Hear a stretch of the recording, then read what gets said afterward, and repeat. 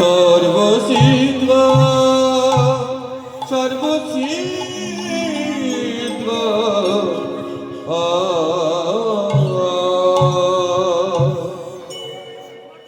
আমরা যারা গুরু দীক্ষা নিব, যেমন সাধু সব সাধু সাধু নয়।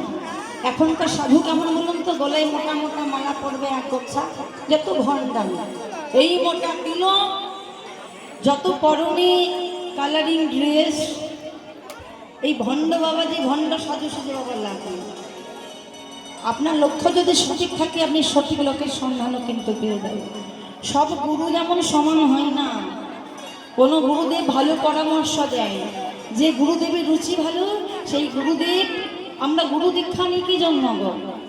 হ্যাঁ, গুরু দীক্ষা নিই কেন? নিজেকে পরিবর্তন করার জন্য, ভেতরটা শুদ্ধ করার জন্য।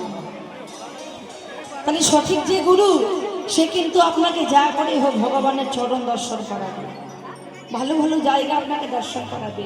ওই পুরী গিয়ে বলবে না যে সমুদ্রে স্নান করো, ঢেউ উঠবে না। পুরী গেলে আগে দেখাবে সাক্ষী গোপাল, সেখানে সাক্ষী গোপাল দর্শন করাবে, রেমুনার গোপীনাথ দর্শন করাবে, জগন্নাথ প্রভুকে দর্শন করাবে। আর যে সঠিক গুরু নয়, সে বলবে যত পারো ঢেউ দিয়ে, হ্যাঁ, পয়সা দিয়ে খরচা করে এসেছে।